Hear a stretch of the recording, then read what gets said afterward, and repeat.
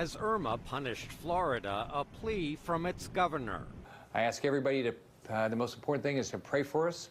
We've done everything we can to be prepared. Earlier, a pledge from the White House. We are doing everything we can to help with disaster preparations, and when the time comes, we will restore, recover, and rebuild. The president spoke after Congress injected $15 billion into relief efforts for Hurricane Harvey, which devastated Texas, and now Hurricane Irma.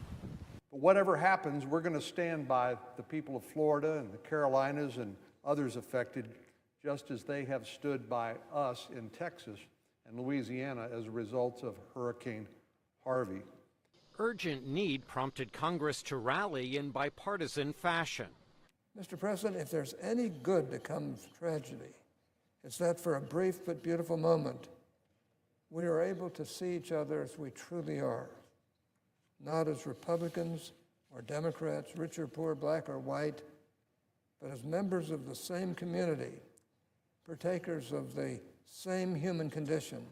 But some dissented, noting the relief funds were not offset by spending cuts, tying them instead to a hike of the federal borrowing limit. We as a country have a $20 trillion debt. We borrow $1 million every minute. Nobody has the courage to say, why don't we pay for it? Others objected to a short-term extension of current federal spending levels. There is no point to discussing our strategy for Afghanistan or North Korea or ISIS or any of the other myriad of threats we're currently facing if we're simply going to fund the military through a continuing resolution. Legislative battles to come will test last week's bipartisanship.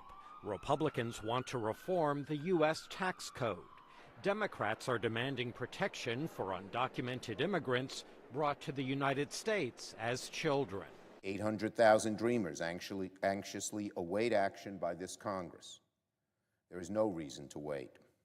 Let's put a clean DREAM Act on the floor, which I believe would pass by a significant margin, and tell these hardworking dreamers that they belong in this country too, the country they want to be part of desperately.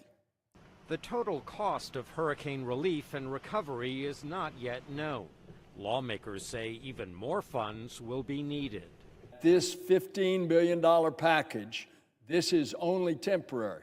It will probably only take us through mid-October at the most. Last week, President Trump sided with Democrats on tying disaster funding to 3-month fiscal measures. Congress will have to revisit federal spending and the debt limit in December. Michael Bowman, VOA News, Washington.